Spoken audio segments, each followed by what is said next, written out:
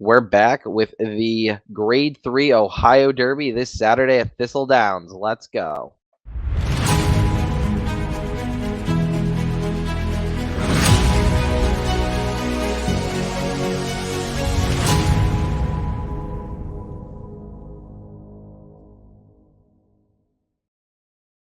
Hey everyone, welcome back. I know it's been a little bit. I was away on vacation, and then wasn't feeling too hot last week, so here we are. Here we are this week. Hopefully, I get a couple of these out this week for the Churchill Stakes. But we're gonna start here with the Grade 3 Ohio Derby. $500,000 on the line for 3-year-olds going a mile and an eighth at Thistle Downs. And this field, in my opinion, came up very strong considering it's the Ohio Derby. So we're gonna dive right into it. The number one is Barris for Michael Maker.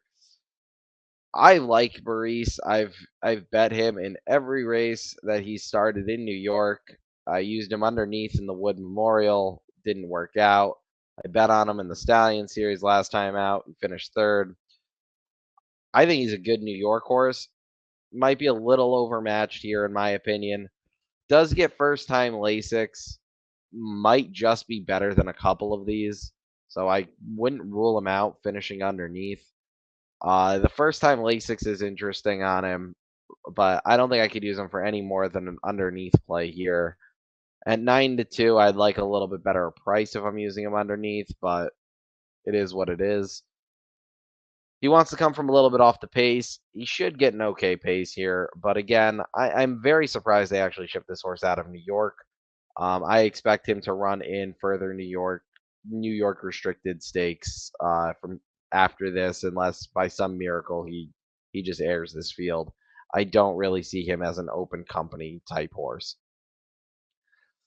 The number two is Brigadier General, and for Dallas Stewart, and this seems like the classic.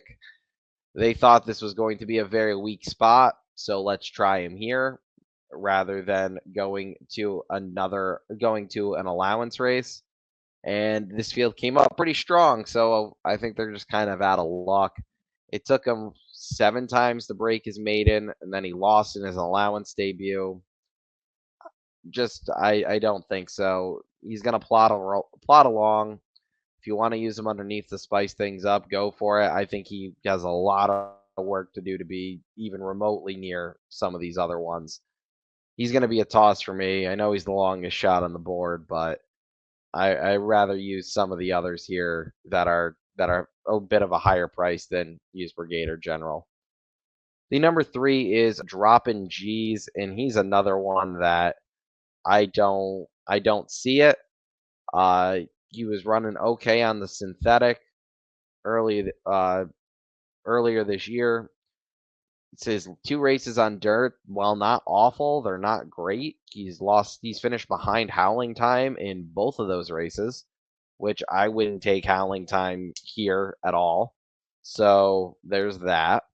He wasn't anywhere near the top two in the Matt win, which was Howling Time and Cyberknife, and I think that actually was a weaker field than this.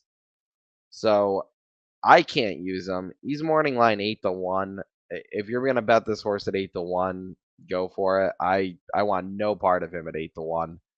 I don't think he's that good. I'm expecting him to drift up. I don't see how he logically. I just don't see how he wins here unless some of the others just don't show up. The number four is Ethereal Road, and Ethereal Road I think is going to take some money here. I personally don't like him, but I do think he'll take some money here, which will help my other picks here. We last saw him. He was supposed to run in the Belmont, and then he didn't run in the Belmont. We saw him last on Preakness Day. He aired the Sir Barton Stakes field, which it wasn't great. Or we're just be honest here. It was a bad field. It was a very bad field. The third place runner came back to run fourth last weekend. The homebrew in the Monmouth Stakes was a non-factor basically, and the second place runner came back and ran fifth in an allowance race. So he didn't really beat anything there. He aired the field like he was supposed to. I want no part of him. I want zero part of Ethereal Road here. I think we know what he is at this point. I think he would have beat a weaker group without a couple of these others in here. I think he would have been a strong play, but I want no part of him. A Lucas horse to win twice in a row at this stage is rare in my opinion. So he's coming off a win. I want no part of him.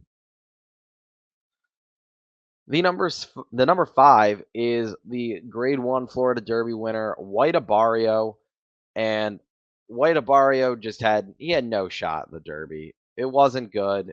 It wasn't a good trip. He was up near that pace, which pretty much everybody near that pace came back to run terrible.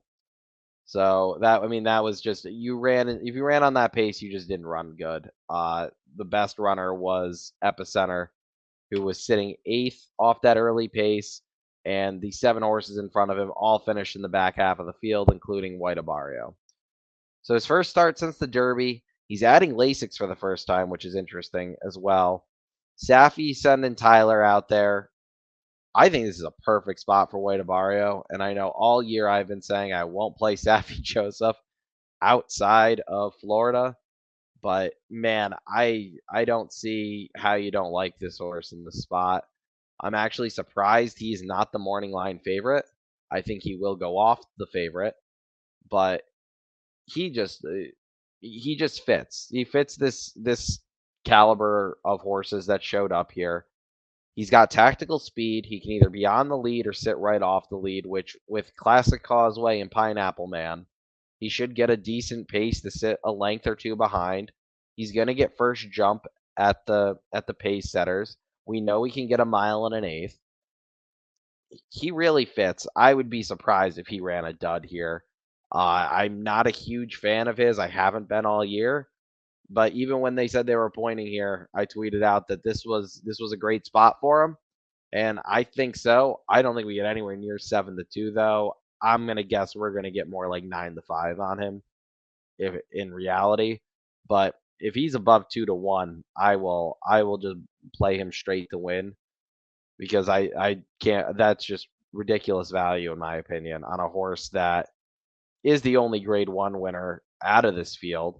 You won a major Derby prep 2 races back, and he's the only horse that won well, he's the only horse that's won above a grade 2 with his Grade 1. Tawny Port won a Grade 3, but again, I mean, I still really don't understand how this horse is not the morning line favorite. So with the Lasix the first time too, for first time Lasix too, I like seeing horses that have run well without Lasix get Lasix. I think he's going to be very tough here.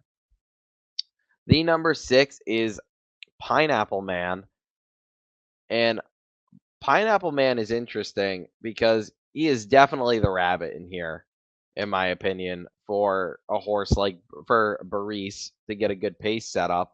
He's going to set up some others like Ethereal Road. He's also going to go head to head probably with Classic Causeway. We'll get to Classic Causeway in a minute, but no, Pineapple Man, he's not bad. I think this mile and an eighth is probably a little too far for him. I think this horse is probably one of those horses that if they ever cut him back to like 7, I would play hard at a price because he has quickness and he stays on decently for a little bit, but I don't think he wants any part of going a mile and an eighth. But he'll make sure the pace is fast. Depending on how the track's playing that day, I think he's a long shot that you could use underneath in your tries to hold on and be a big price because he is probably going to be one of the longest 2 shots on the board with Brigadier General. And with him being near the pace, if the track is playing more towards speed, there's no reason he can't hold on for third or fourth. So he is interesting. I would prefer if they cut him back. I think he's one that if he runs very quick for the first half mile and then fades, you stable him up for next time and hope that Maker cuts him back to like a 6.5, 7 furlong sprint, and we catch him at a price.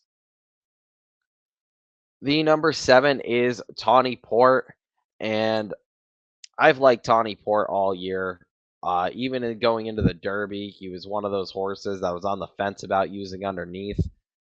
He ran good. He just didn't run. Obviously, he didn't run a winning race. He ran seventh though, which is better than the other two horses in here coming out of the Kentucky Derby did.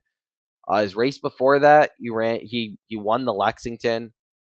He looked good winning the Lexington. So his dirt starts have not been bad, and I get why that probably made him the morning line favorite. He was the best finisher in the Derby. His two other dirt starts are very, very good. He's coming from that fairground circuit, which just seems like it just keeps producing. It produced some very good 3-year-olds so far. So I see why he was made the morning line favorite. I don't think he's going to go off the favorite with White Barrio, but Brad Cox gets Irad Ortiz to ship out here, which is interesting in my opinion. Uh, just a very interesting combo here with Irad and Brad. But I think you have to take him seriously. I hate to eat chalk here, but I think your play is you play one on top of the other. Either you play White Barrio over Tawny Port, or you play Tawny Port over White Barrio. These two are just the standouts in this group, in my opinion, and I don't think anybody else is even close. So I know it's chalky, but I would be shocked if these two don't go 1-2, and I wouldn't be shocked if these two finish 4 or 5 lengths in front of the third place finisher. Both very clearly are going to just keep running in graded stakes, while some of these others are probably going to drop down after this to allowance company or a restricted stakes company. Uh, it it's kind of cool that we get to see two horses like this face off against each other. This right after the Triple Crown. I do think we'll see both of them back. Maybe either they both go to the Haskell next, or uh, they both go to like the Jim Dandy or West Virginia Derby. I don't think this is the last time we'll see these two run against each other. The number 8 is Classic Causeway, and Classic Causeway is going to take money, and I will not go anywhere near Classic Causeway here. I get that if you go back to his Tampa Bay efforts, he looked really good. But outside of Tampa Bay, he has not looked great at all. He was awful in the Florida Derby. Connections rushed him in the Kentucky Derby, and he wasn't even good enough to get near the lead. He just wasn't good. I don't know what the Connections are doing with this horse. They originally said before the Derby they were going to turn him out for a few months and then see what happens. They ran him back in the Derby, and now little over a month and a half later, they're already throwing him back in the stakes company. I don't think these connections are. I think the connections are going more of what they want rather than what McPeak wants. I want no part of him. I want no part of this horse until he proves he can actually be competitive again. He's a horse who's going to take some money, especially because he's a speed horse and he ran in the Derby. But Makerson's Pineapple Man, I think those two will keep each other busy up front. White Barrio will sit right behind them, and Tawny Port will probably be slightly behind White Barrio, and everybody else will probably be 4 or 5 lengths off. And I really think these two turning for home are just going to make this a 2-horse race. Maybe if the pace is hot enough, Kendrick with Baris or Bejarano on Ethereal Road could make something interesting of it, but I don't see it. I really think this is down to White Barrio and Tawny Port. I'm going to go with Tawny Port because until Safi wins outside of Gulfstream in one of these graded stakes, I'm not using him as my top pick, but I definitely will have an exacta with that Keys White Barrio on top. So I'll be back later this week with some of the Churchill races for this weekend. But for now, best of luck if you're playing the Ohio Derby, and I will see you next time.